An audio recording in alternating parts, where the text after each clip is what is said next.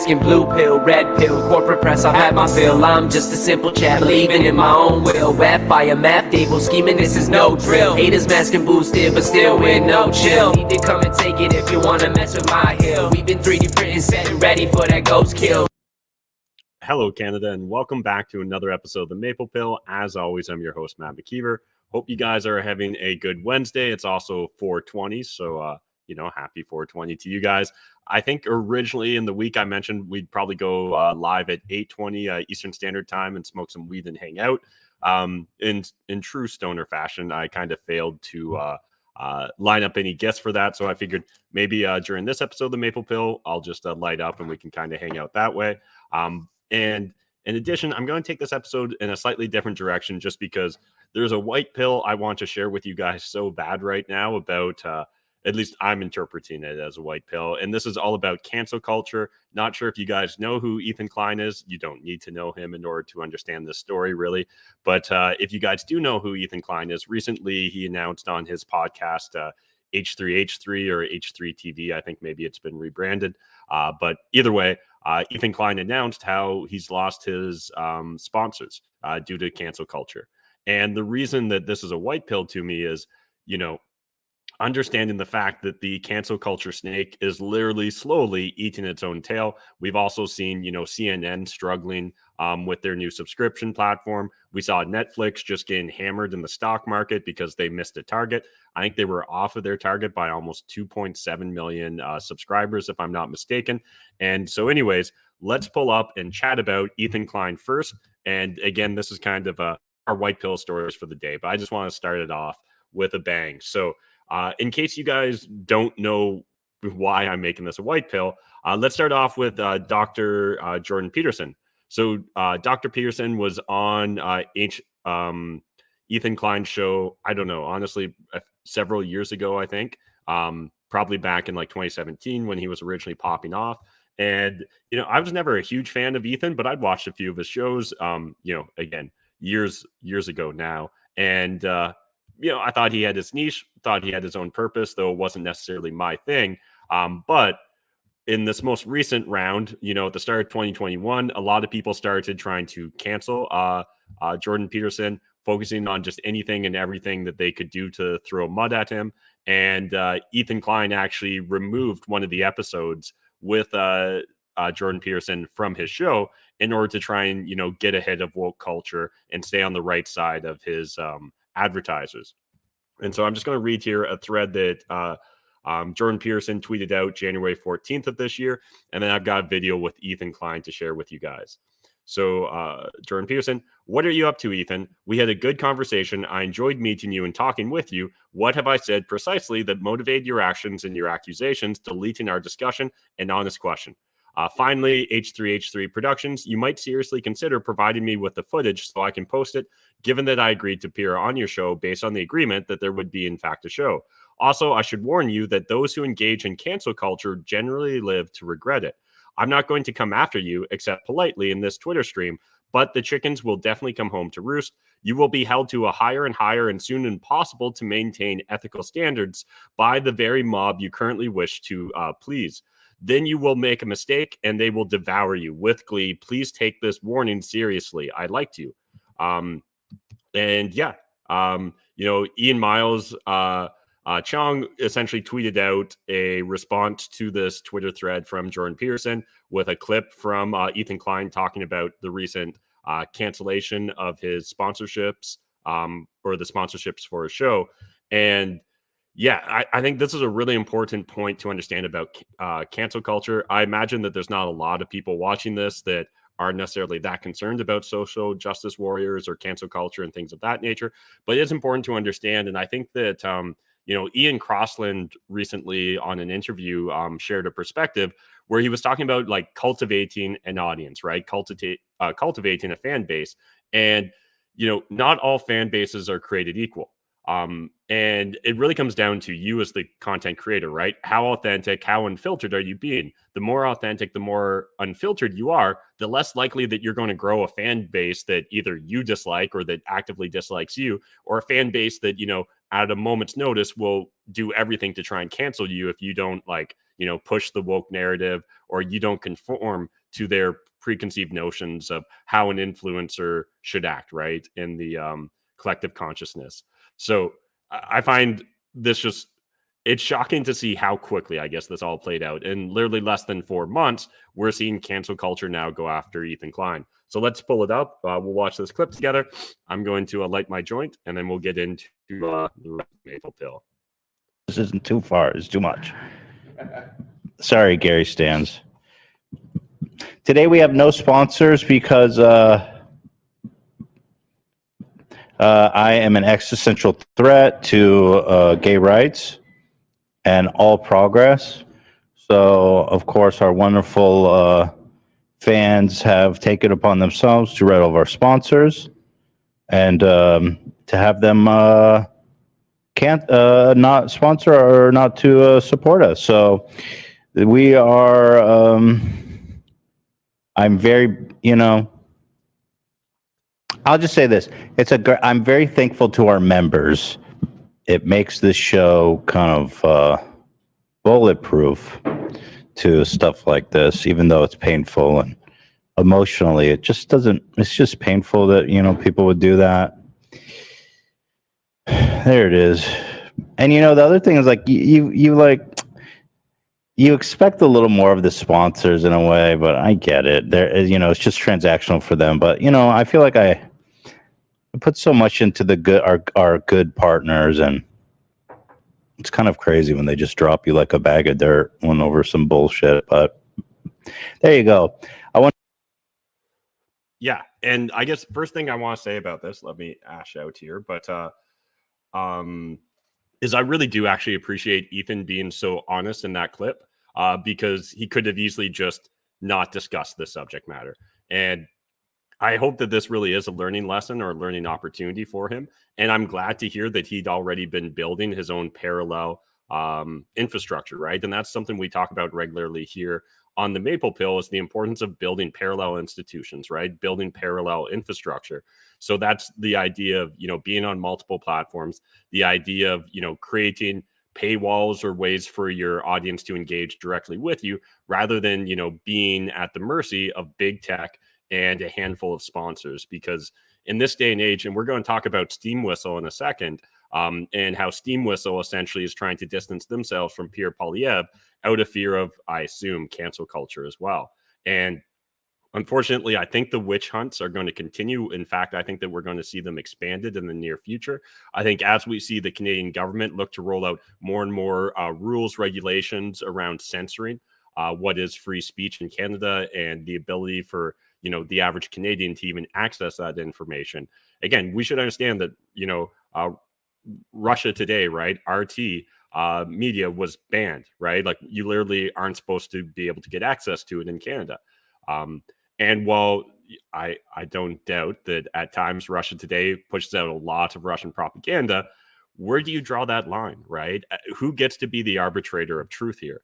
Because as we've seen over the last couple of years, the truth isn't as black and white, unfortunately, as we'd like to believe it, right? Oftentimes it gets manipulated and distorted by experts, right, who come on TV. And whether we're talking about the experts that told us that the Hunter Biden laptop was all bullshit, and again, now we're finding out, oh no, it's legit, despite the fact that 51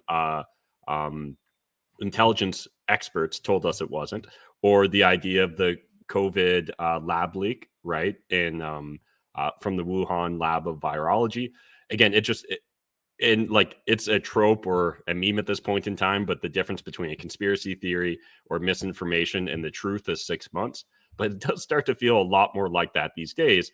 And so again, I guess just wanted to use this one as jumping off point of all this to discuss with you guys, but as well, this should serve for both myself as well as you guys a reminder that, hey, we actually have a responsibility to build those parallel institutions, because cancel culture is going to get worse before we have any hopes of it getting better. But the good news is that culture is upstream from politics. So right now, a lot of the politicians, they're just reacting to where culture is. And because so many of us on the right, or so many of us of libertarian or anarchist bents, because we actually believe in that, that ideology, we've been so live and let live for the last several decades, really, that we haven't been trying to influence culture to the extent that the left progressives, the woke narrative have been.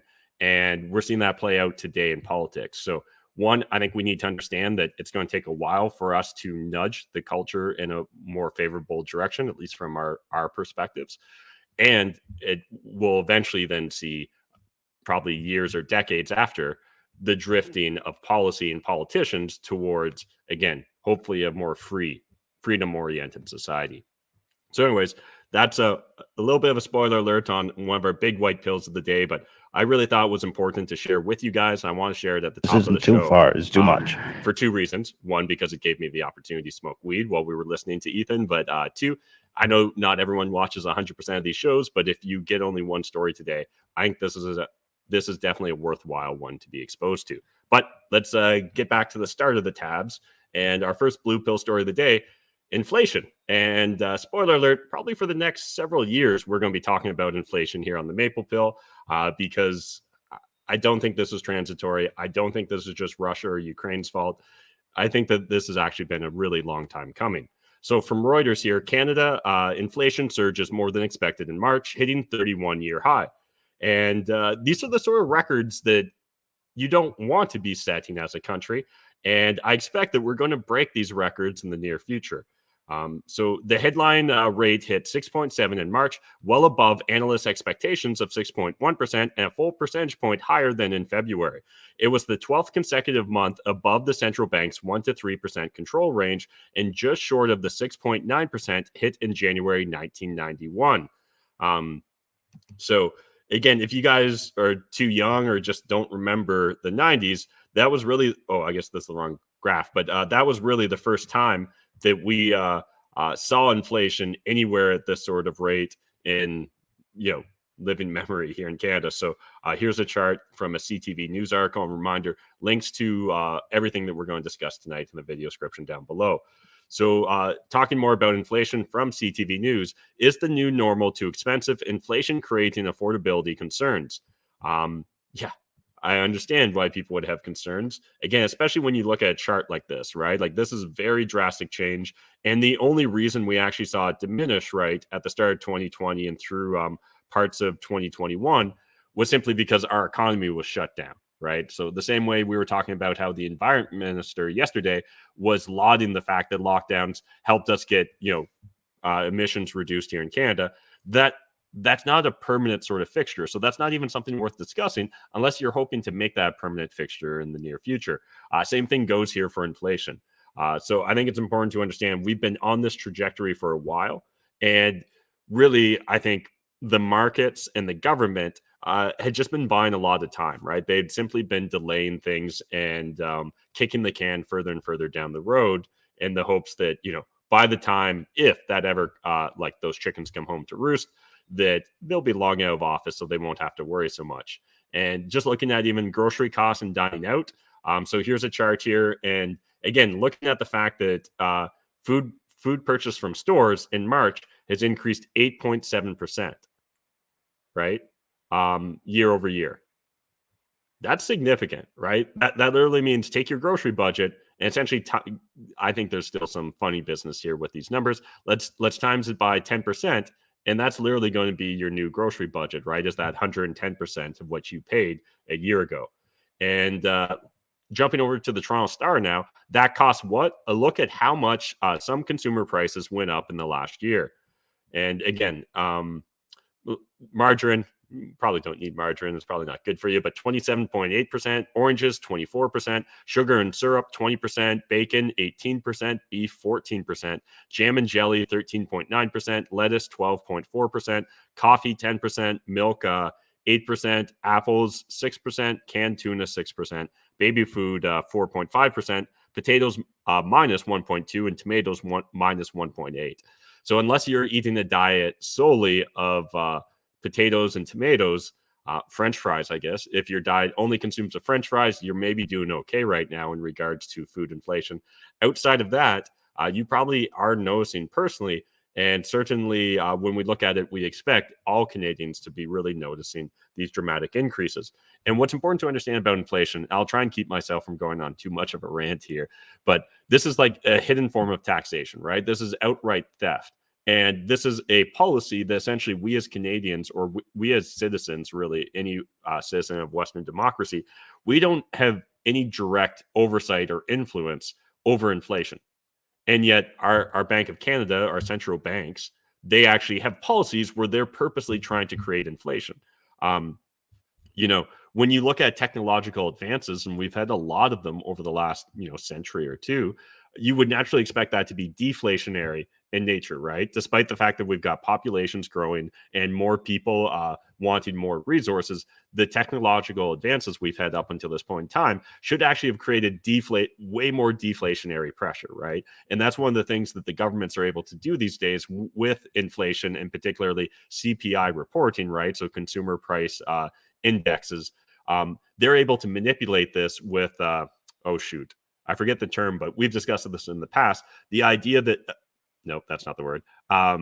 The idea that they can use substitutes, right? And they can also make qualitative distinctions in regards to the quantitative amount you're paying. So if last year you would have spent $1,000 for a computer, and this year it's $1,000 for a computer, but that computer is twice as powerful, they're actually going to adjust that to show that computers went down by 50%, right? From a CPI perspective. So again, with that sort of like voodoo economics or voodoo math, I should say, really, that they're able to implement over the CPI, we're actually seeing a lot of the more serious inflation being hidden, right? Because again, think about, we're actually looking at essentially the cost of meat here being up about 15% year over year. That's drastic. And again, when you're looking at the cost of most produce, particularly any produce that actually needs to be like shipped or transported, anything that's not grown here locally in Canada, again, we're seeing double-digit inflation, right? So just wanted to highlight that for you guys.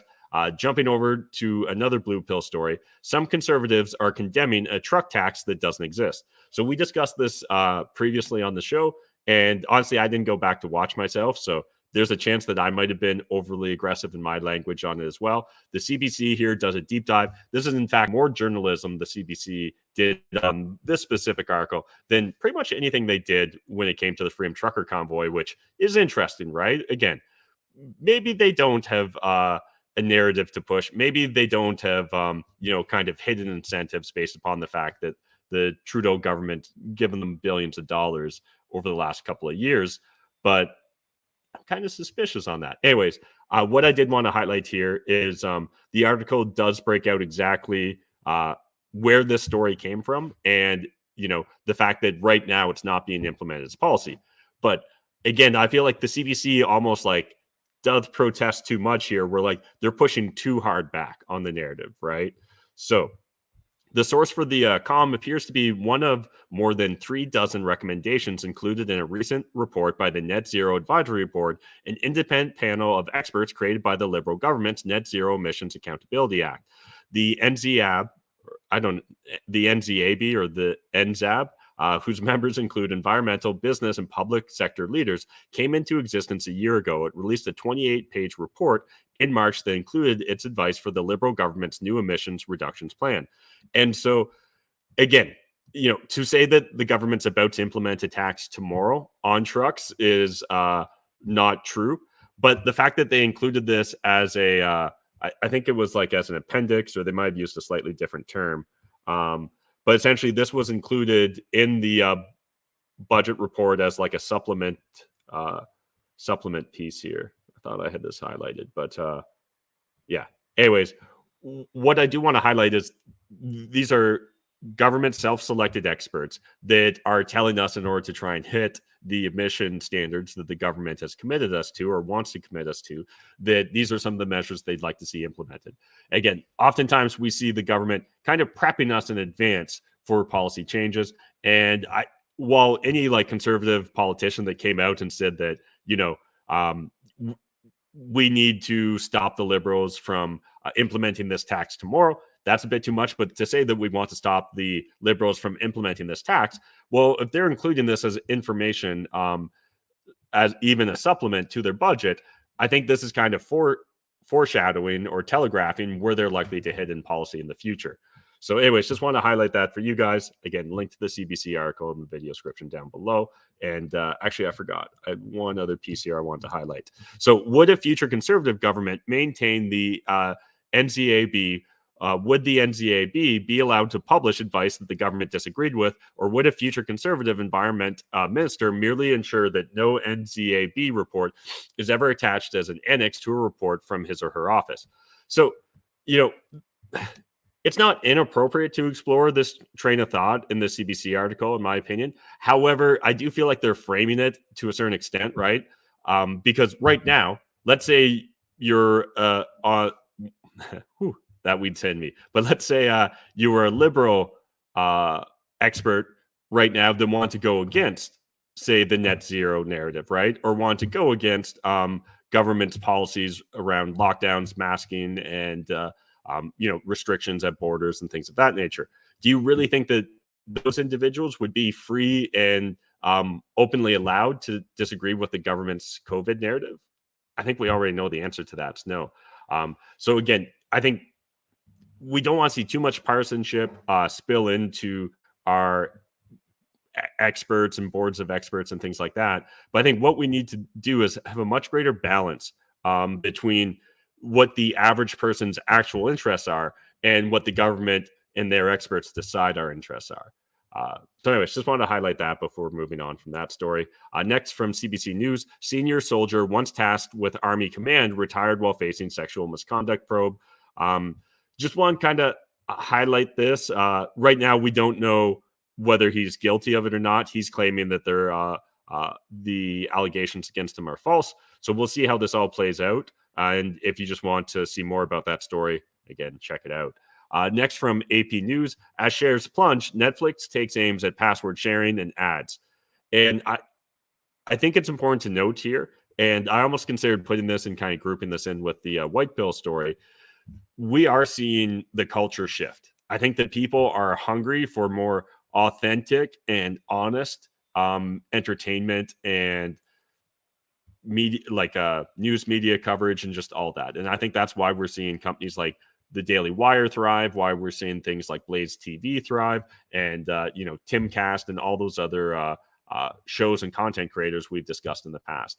And I see this as a bullish sign long term, but I think it's interesting how Netflix is trying to frame this. And I personally think that we're going to continue to see the narrative of go woke, go broke play out for Netflix here. So I technically still have a Netflix subscription. I don't even know why I do. It's just probably out of laziness. And I think I'll be canceling mine in the near future. Because again, there's just so little content, so little new content that comes out that's original to Netflix that really is content that I want to consume. Now, switching over to our first red pill story of the day, Quebec Duck Farm says it has to kill 150,000 birds, lay off 300 staff due to avian flu. And this is from Global News. This doesn't sound like a nothing burger, and it definitely seems like something we're going to have to pay more and more attention to here in North America, because, again, as we've already talked about, inflation's running rampant. We're saying 30-year highs, and it seems like we're going to have a lot more pressure when it comes to cost of food, right? If we continue to see this avian flu spread and we see more and more flocks being culled. Next from MSN News, at least 20% of Canadian MPs hold rental investment real estate amid housing crunch.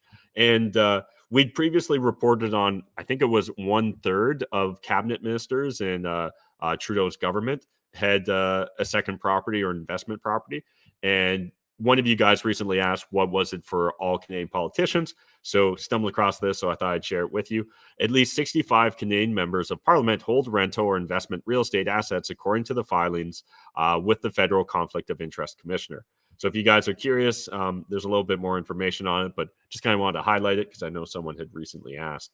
Next from the Financial Post, Canada is headed for a recession, economists say. So expect 4 more interest rate hikes this year and a recession to follow in 2023 or 2024, survey says. Well, I definitely have less trust in our, economic experts these days than I would have had, say, 4 or 5 or probably even longer than that, like 6 or 7 years ago.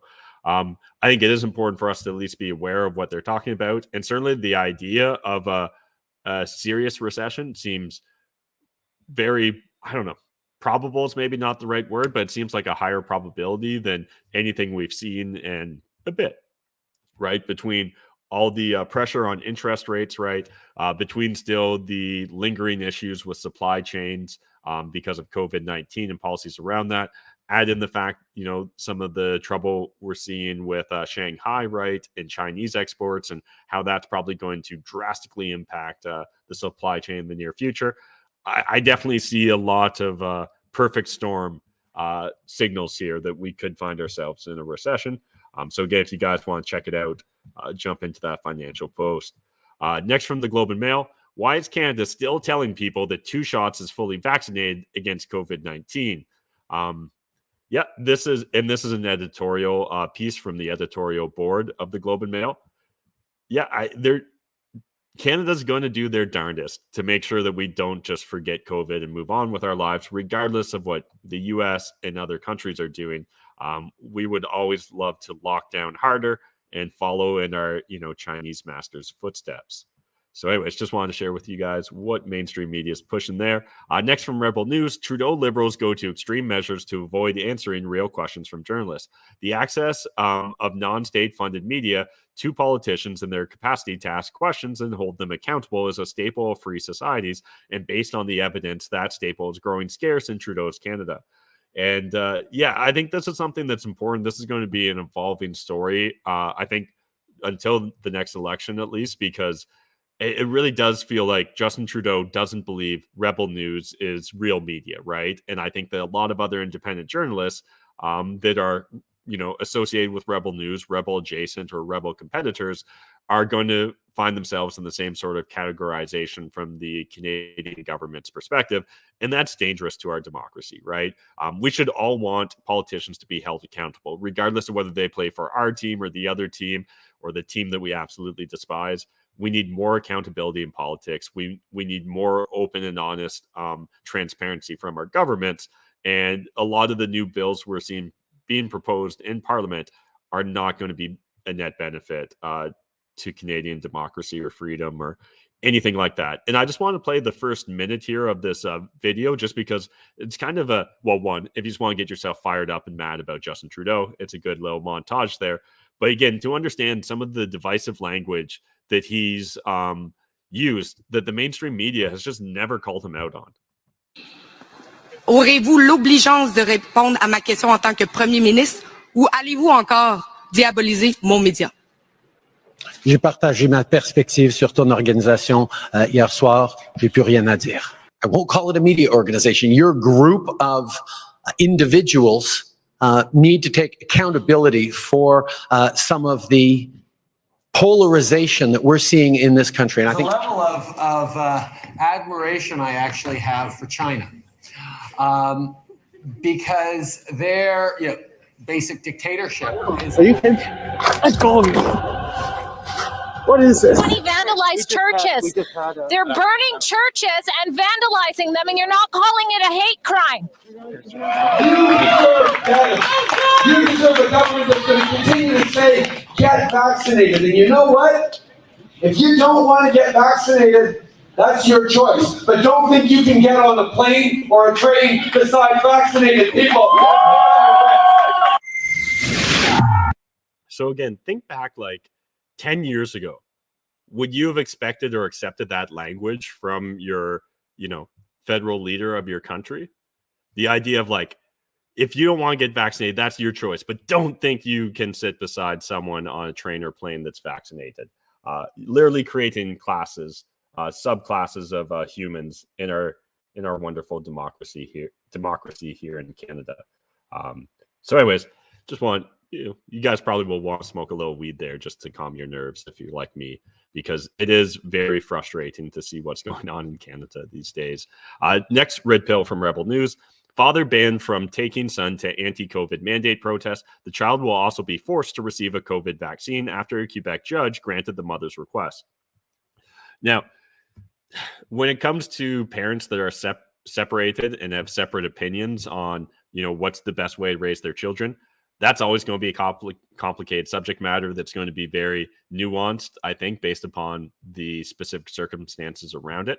However, what I want to highlight in this is we as a society, we need to start focusing on not turning to the government to solve our problems and not having the government be the first person we turn to try and solve our problems. I think it's really unfortunate that parents can't have just open and honest dialogue with each other and find some sort of compromise or solution around these sort of issues rather than turning to the state, because none of this is good, right? Involving the state in your family life is not a good idea. And you should try and limit it to the furthest extent that you're capable of, in my opinion. But anyways, wanted to share that. Next from the counter signal, and this brings us into our first black pill story of the day. Jason Kenney looking to hire Alberta Digital ID Manager. So according to the job description, your priority is to build and manage platform services like digital identity, digital payment, notification engagement, user experience data collection, and content and document management. You'll succeed by establishing and scaling teams that are iterative, user-centered, data-driven, and focused on digital delivery with cloud-era ways of working. And I just wanted to highlight this because I think this is going to be a recurring story for the next couple of years here in Canada, as well as just in Europe and the United States. Digital IDs, anything that makes it easier for the government to track us isn't for our personal benefits, just straight up. Like, again, if it's completely voluntary opt-in and you want to give your data to the government, so be it. I don't think, you should be stopped. And I don't think it's wrong for the government to want to have information on its citizens. But even the idea that like the Stats Canada, right, that their surveys are mandatory, right, that they're forced upon us regardless of whether you want to fill it out or not, I'm actually not okay with that, straight up. I think that that's wrong. I don't think the government should be able to compel us to have to give personal information on ourselves, particularly when we've done nothing wrong, right? Just being a citizen doesn't make you a criminal. So anyways, if you guys want to go further down that rabbit hole, link in the video description down below. Again, we've seen some net positive stuff where it seems like it's being further delayed here in Ontario. And I think Saskatchewan's de-emphasizing it as well. But again, governments are going to be governments. They're going to constantly want more power and more access to information over us. Next from the post-millennial, Steam Whistle distances itself from Poilievre after rally held at its brewery. Steam Whistle is in no way affiliated with Pierre Poilievre, does not endorse his political views, nor did the brewery sponsor the event, the statement reads. And so, at first blush, you might be like, man, this seems like a nothing burger. Why even bring it up? But I think it's important to note that they literally were handing out a letter to the media at Pierre Poilievre's event, essentially, explaining this. Now, what's fascinating to me is, 6 months or a year ago, were venues doing this for any politician in Canada? Any politician, right? I don't even think like Max Bernier was having this occur to him when he was hosting events. I can't help but feel like we're continuing to slip down that authoritarian cancel culture slope, right? And maybe I shouldn't intertwine them so much, but this feels like Steam Whistle virtue signaling to cancel culture to make sure they try and get in front of any sort of wokeism that might come for them and try and crush them because they dared allow a Canadian politician. Again, that's all Pierre Poilievre is, regardless of whether you like him or hate him. He's just a politician. He's broken no laws. He's done nothing, nothing that a year ago would have been considered wrong, right? And yet now we've literally got Steam Whistle putting out letters like this. And I hope that we see enough pushback against Steam Whistle that other companies don't decide to go down this slippery slope. But again, if they do, so be it. I think that we just as, consumers and citizens, we need to make sure we're voting with our dollars. I haven't drank Steam Whistle in honestly probably like 6, 7, 8 years, but I certainly will not be drinking in the future because I just don't see this, right? Again, unless Pierre Poilievre's campaign was coming out and saying like sponsored by Steam Whistle or brought to you by or powered by Steam Whistle, this seems this honestly seems wrong. It seems inappropriate, right? Could you imagine if we started seeing people just not allowing Canadian politicians or those running in politics to be able to host events, right? Is that the sort of world or culture we want to participate in? And so I encourage you guys participate by voting with your dollars. Next, from the Ron Paul Institute, here lies the mass cult of 2020 to 2022. And I just thought there was a really poignant paragraph here. Still, the act of donning the cloth remained a humiliating ritual for those of us who believe in human freedom. It served as a reminder of the continuing power of the safety regime. Moreover, it reminded us of the countless millions of lives ruined by our government. As these power drunk actors and propagandists employed COVID mania defense measures purportedly designed to fight a virus. That pretty much sums up my perspective on what's played out over these last 2 years. And I know that people on the left or progressives will simply say, it shouldn't be a big deal putting a face mask on. It shouldn't right? But it is, right? This is a ritual that's designed not because of the science, right? Not because we actually did a true, open and honest exploration of the trade-offs here, right? Just the inconveniences, the environmental waste, the sacrificing generations of children and their learning development on the altar of perceived safety. No, this was never part of our initial pandemic response, right? And this just became like theatrics to remind everyone of the danger, right? The same way of just having signs everywhere talking about COVID. That was the only way to make sure that the fear porn persisted outside of just directly funding the mainstream media. And even we've discussed this in previous stories, influencers, right? Whether that's like mainstream Hollywood influencers, social media influencers, to also push and promote the government's narratives. Next, jumping over to the Fraser Institute, the private cost of public queues for medically necessary care 2022.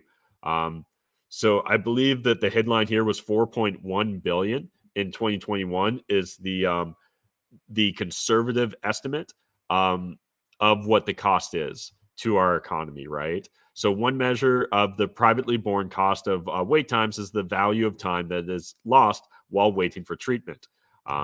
So again, if you guys want to check out this study from the Fraser Institute, and unfortunately, I think we're going to see a lot more stories like this in the future, right? I think over the coming years, decades, we're going to see more and more information slowly drip out that's going to show that all the COVID theatrics that we've had to go through over the last 2 years really weren't serving the purpose that we were told they did. And then, in fact, at times, our authorities, those that govern over us, they actually knew better. And they just didn't want to lose faith, right? They wanted to appear to be consistently committed to safety. And so they dared not question any narrative outside of that. Next, from Glenn Greenwald, former intelligence officials citing Russia say big tech monopoly power is vital to national security. When the U.S. security state announces that big tech centralized censorship power must be preserved, we should ask what this reveals about who this regime serves. And yeah, I think that's a great question to ask, right? Because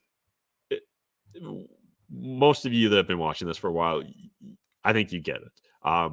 Big tech is just essentially another branch of the arm at this point in time, or another branch of the government at this point in time.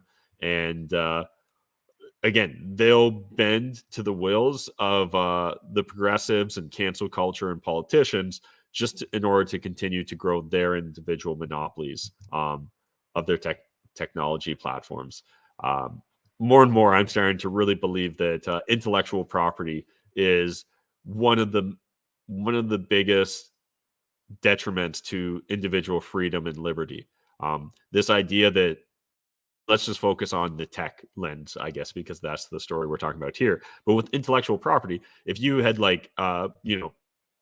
if you had no intellectual property, ideas like free the code wouldn't even have to be a thing. We would literally just be able to access their code and be able to, build our own, the idea of like, well, if you don't like it, just go build your own Twitter, build your own Facebook. Well, again, without intellectual property laws, we'd be able to do that in a much easier way with much less scale necessary in order to build those competing platforms. And so in order to maintain and continue to grow their monopoly, big tech, they're going to conform to whatever the government wants from them, right? Although it has been really fun watching Jack Dorsey just kind of go off on Twitter. So hopefully we see more, former or soon to be former CEO in Silicon Valley, like tech and Silicon Valley CEOs step down and founders and start really speaking truth. I'm very hopeful that things like what we've seen and what we're currently experiencing in like Web3 and DeFi and crypto, again, it doesn't necessarily need to be done the way it's currently being done, but this idea that creating a greater diversity of ways for individuals and small groups or organizations to raise funds to crowdsource is important. And I think, movements like what we're seeing in Web3 and DeFi are, even more important, particularly those that are more truly like free and freedom oriented, right? So hopefully we see a lot more innovation on the Bitcoin network in the near future in this kind of direction. But as we've seen with like the Give, Send, Go hacks, as we've seen with GoFundMe and cancel culture, right? And Patreon canceling people, we've discussed in previous stories as well. These parallel institutions are just so important. And again, if we could just get rid of intellectual property laws, I think we'd see a lot of these monopolies just crumble overnight. But moving on, the counter signal, and this brings us into our clown pill story of the day. Woke health experts ordered midwives to say front hole instead of vagina. This honestly feels like it should be from, what was that movie? Is it Idiocracy or the one where the dude goes into the future and everyone's just retarded and they're like, what is it? Some sort of like knockoff Gatorade has what plants crave, where society's been dumbed down to such an extent and such a point that instead of using the word vagina, we're now just going to say the front hole. So these should be used whenever possible. For example, some people may talk about front hole or genital opening rather than vagina. So horrified midwives who were too afraid to speak out were banned from saying the words while speaking to transgender or non-binary patients. A individual, a patient, or just honestly your fellow citizen shouldn't have the right to dictate your language or your use of language, right? Or your terminology, right? They shouldn't be able to dictate what pronouns you use against them, or like use in regards to them. They shouldn't be able to dictate what sort of language they direct towards you either. And this idea that, literally now we're going to have like midwives, and we'll probably see this eventually spill over into other aspects of medicine as well, being told that like, oh no, if your patient wants to refer to it as their, what was the term again? Their front hole, that, that's normal and you should just refer to it. So does that mean pretty soon we're going to have like fat patients who want to be referred to as skinny, requiring their doctor refer to them as being skinny? Like this idea that we're willing to allow the manipulation of language to the extent that we're currently seeing right now should be alarming, because it like without truth, without transparency, without authenticity, we can't improve, right? Like there's no real feedback loop there. This feels like how Rome fell, right? Doesn't it kind of feel that way these days, guys? That like Rome was probably just having, like during the fall of Rome, just crazy orgies. Everyone was just speculating in paper assets, and just the total degeneracy of society leading to its collapse. Kind of get those vibes these days. But anyways, that's our clown pill story for the day. Moving on to the white pill. We already talked about Jordan Peterson and H3H3. If you guys missed it, I'd encourage you to go back and watch the start of the show. And next white pill from True North. Canada's top political journalist goes independent, featuring Paul Wells, I should say. We covered the fact that he just launched a Substack yesterday and actually referred to one of his stories, or his first story, I should say, yesterday from his new Substack. I hope we see more journalists go independent, right? I think we need a greater variety of voices. I think we need people that are less beholden to whether it's sponsors or to big tech or to the government for the funding of their media organizations. What we need to see is really a decentralization where it becomes tougher and tougher for the government to control the narrative. And so I hope that this is just one of many soon to be former mainstream media news reporters and oh man, there's my train of thought here. But news reporters and essentially like anchors on news shows, I hope we see more and more of them actually breaking off and doing their own thing. Even if I disagree, if they continue to go woke, I'd rather see woke reporting decentralized as well. So that if nothing else, we get more varieties and flavors of it rather than just one Borg-like form of the narrative being pushed out.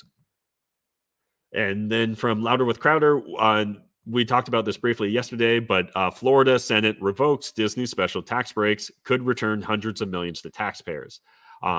Again, I think in a perfect world, this wouldn't have been done, parts and parcel with the grandstanding of Disney against DeSantis and then DeSantis doing this. I do think that this is a net benefit probably for Florida residents. I don't think that a corporation like Walt Disney should get special tax treatment indefinitely. So, they've had it for like 60 years now or close to 60 years. It seems okay if they maybe have this phased out. And again, I think I don't want to see governments directly penalizing corporations for their political views. That's a bad thing. But right now, it seems like it's very one-sided who gets punished if they have wrongthink, if they're thought criminals, right? If they go against the mainstream narrative. I think that this could be an interesting precedent where we see that kind of balanced a bit more. And ideally, I hope we just see, the de-weaponization of government and corporations conflicting when it comes to political views, right? If you want to be a super woke corporation, or you want to be a super based corporation and have strong political views as part of your business, fine. I think you should be allowed to do that. At the same time, I think individual customers should really just vote with their dollars when it comes to those sort of like relationships. And I think government would ideally just stay out. Unfortunately, right now we live in an era where there's businesses that are too big to fail. There's businesses that are too important to national interest. And so we see them constantly subsidized or, coddled with kid gloves. And then we see other corporations essentially attacked and demonized by government. So while I'm glad to kind of see Walt Disney get, a little bit of their own medicine dealt to them, I also hope that we don't see a lot of like politicians creating witch hunts against corporations, because at the end of the day, I think only the statists win in those circumstances. Finally, the meme of the day here from Mr. Satoshi: Democrat, Republican, or psychopath? Well, if there's only three choices, there's really not a choice to be made here. I'm definitely going to always identify as the psychopath versus the Democrat or Republican. Although, you know what? This is really kind of inverse, because I actually think that Democrats and Republicans are more likely to be actual psychopaths than any toxic Bitcoiner maximalists. But anyways, those are my thoughts. And that's this episode of the Maple Pill on 420. Hope you guys have a good 420. Hope you guys enjoyed this one. Again, I feel like my commentary was a little bit slower, stumbled over a few more words than normal, but hope you guys enjoyed it. If you did, smash the like button, hit subscribe if you're new to the channel. If you want more Matt McKeever, hit me up on Instagram. It's Matt McKeever Unfiltered. Also, join the Problems or Profits Discord, link in the video description down below. Really just a great community of like-minded individuals that are focused on, bettering themselves and their position in life right now, because it feels like there's going to be a lot of volatility in the future. So, whether it's because of inflation, international conflict, because of governments trying to destroy their own citizens or their own cultures, maybe all of the above. We'll see how that all plays out. But I think the good news is you're not alone. We're not alone. And governments want you to feel isolated, alone, scared, fearful, right? And the more we focus on building local, the more we focus on building parallel institutions, the better off we're going to be in the long term. And so this is the sort of moment in time where you absolutely need to like put on your oxygen mask first. You need to make sure that you take the log out of your own eye before, worrying about what other people are doing, because there's only so much we can directly control. And that's what you need to be focusing on right now. So anyways, appreciate you guys hanging out with me. Appreciate those of you making this a two-way conversation by jumping in the chat. So I'm going to quickly check out some of the chat here, and then I'll leave you guys to your 420 festivities. P58, happy 420, everyone. We've got Ritesh, what's up? Graham's in the chat. We've got Aislinn. By the way, it's also the infamous Adolf H. B Day today. That is true. Although I've never actually fact-checked that. I've always heard that, so I assume that's true. Love Jordan Peterson. I agree. And like, again, it's so interesting to see that fight is still an active fight that we see today, right? The idea of pronouns and whether governments should be able to compel their citizens to use language a certain way. Terry, hello, Matt, and everyone else here. What's up, Terry? Sandra's in the chat. We've got Ritesh. What are we seeing? Maple Pill Media. We need it. Yeah, I'm definitely tempted to try and grow things here. Again, not because of the wild success or views that I've got to date on the show, but because I do believe this stuff's important. And honestly, one of the things right now I feel like I'm doing is moving very slow, trying to figure out what the next thing really should look like before I move fast. So I remember there's the saying, I think it's like a Navy SEAL saying, but slow is smooth and smooth is fast. So right now I'm trying to move very slow in regards to like committing to new things or new endeavors, in the hopes that I can have a very smooth path and a smooth way forward. And then at that moment in time, I can move fast. So yeah, I'm trying to figure out whether I want to join what someone's doing, whether I want to make my own thing, how would be the best way to go about trying to grow and scale those sort of things, how I can try and get more, grow the Maple Pill individually and improve this show. Probably not smoking weed live. We'll probably make it a slightly smoother show. So maybe I can add that to my show notes here. But yeah, definitely appreciate the support. And I definitely want to impact the culture more in the future. So I'm just trying to figure out what's the best way to exactly go about doing that. Happy 420, bro. Hopefully next year we light one together. Yeah. Right now, well, one, it's still a freaking like winter up here, constantly snowing, but hopefully next year we have a more normal weather pattern, and maybe we can host a big like 420 festival at the Citadel. That would be cool. Terry says, that's it. I'm rolling one up right now. Hello, everyone. Hey, what's up? Kahana. Salanas. Happy 420. What's up, y'all? What's up, Al? Who's watching? Say hi. Support the effort. Appreciate the support there. Netflix has sucked for so many years now. I agree. And honestly, just every now and then there'll be a show that will come to my attention through Netflix. Like I think most recently Archive 81, like where that was kind of a cool and interesting show that honestly was just a fun show to watch. But it feels like those fun shows to watch are fewer and further between these days when it comes to Netflix. Netflix reported a loss of 200K subscribers. They have 222 million worldwide. A drop of almost 40% in one day seems pretty extreme. Yeah, but I think part of that Dirty Burger, right, was they lost 200 subscribers, but they were predicting a gain of 2.5 million. So they were actually off by 2.7 million subs from their projections. So I think that definitely had a big impact. And I'm pretty sure I barely even watch stock, so I'm not sure how I know this, but I'm pretty sure that they also announced that they're going to be adjusting their guidance, right? And they're expecting to either have reduced subscriber gains in the next quarter, or maybe they were even predicting a loss. We've got Patek. What's up? Cheers to that. Appreciate it. Dirty Burger. Trump answered questions to media that was rude to him, but Justin won't. I miss Trump trolling the media. Yeah, it definitely, honestly, the last couple of years have just felt like a real lifetime.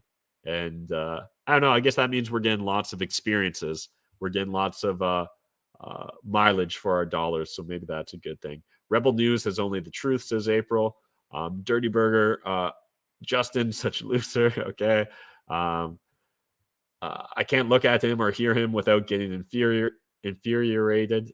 Yeah, we're on the same page there. And part of it's just because, and maybe this is just me projecting on him, but there feels to be this like sanctimonious, holier than thou.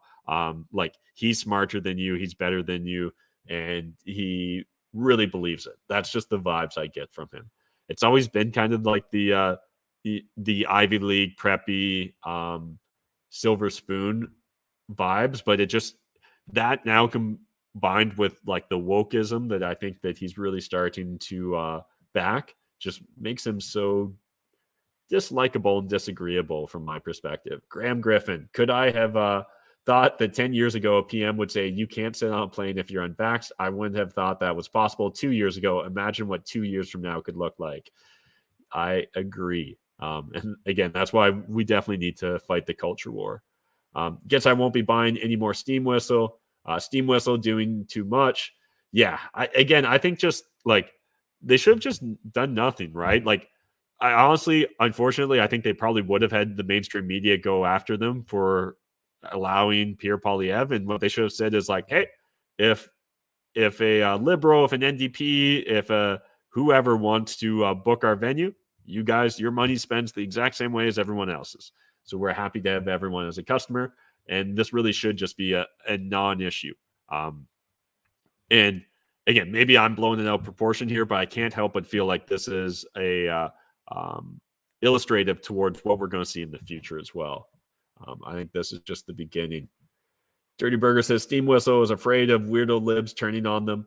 Yeah, and again, there's that story that Jeremy Boring from the Daily Wire has shared in a few different interviews where he talks about how they lost their sponsorship with Harry Razors, right? And it was literally like a Twitter account with like two followers, they said, that was apparently from like some random high schooler that called out Harry's Razors for being a sponsor of the Daily Wire. And Harry's Razors literally canceled their sponsorships and, decided to go all woke.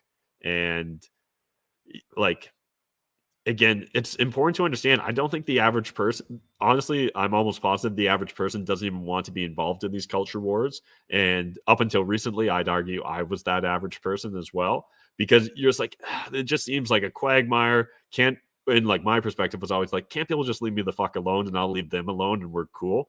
But unfortunately, that just doesn't seem to be the case. Dirty Burger, when Jack Dorsey agrees with Elon and freedom, then the libs narrative is slipping. Yeah, I'm definitely hopeful that this is all a net benefit, right? This open discourse and pushback we're seeing in regards to Twitter. Heard a good quote today. Gender is a spectrum. Sex is biology. I totally agree. It comes down to chromosomes, male, female, other genetics aren't perfect, but we're all human. Appreciate you sharing your perspective there, Terry. Does that mean my indoor pet is now referred to as a front hole cat? That's funny, Al. P58 saying, what the fuck? So I have a front pipe. And again, that's only if you want to identify it as a front pipe. At this point in time, you can probably identify it as anything.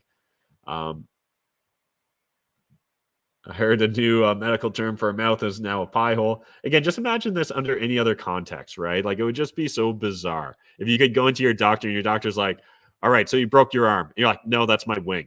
He's like, okay, you broke your wing. You're like, actually, it's my tail now. It identifies as a tail. You would just be like, okay, you're now going to the mental institution because clearly you can't interpret reality effectively. Al says that was definitely the clown pill story of the year. It's up there, right? And again, there's just something that feels like crass about referring to it as a front hole. I don't know. What a silly world we live in. Terry says, I found that Netflix sucked a lot of the time from real time. Graham says, let Steam Whistle go woke. Let them all go woke. The Citadel steps in as their event center brewery. All-round awesome free place. They can all book here when everyone else turns them away. Yeah, 100%.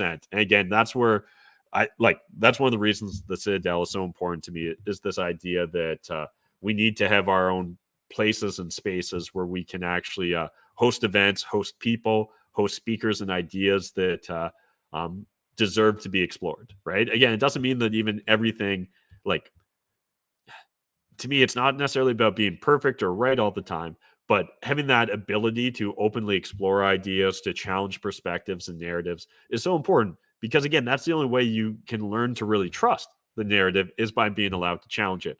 This idea that, no, your trust needs to be blind faith, that's not how I work. I definitely want to be able to verify shit. Anyways, appreciate you guys hanging out with me on 420. I'm sure there's lots of other things you could be doing, like getting high or whatever. So the fact you'd hang out with me means a lot to me. I really do appreciate it. And yeah, we'll be back tomorrow. I'll be less high.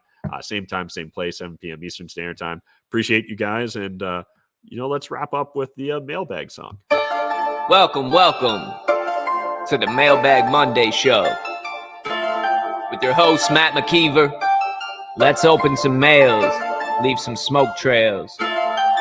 Mailbag Monday. Send Matt a pack and it's gonna be a fun day. Mailbag Monday. Send Matt a pack, live stream every Monday. Mailbag Monday. Send Matt a pack and it's gonna be a fun day. Mailbag Monday. Send Matt a pack, live stream every Monday. Welcome to the live stream. This is Dan the Lost Boy with Project LB52 and Space Monkey Fight Club. Get your avatar and custom song today.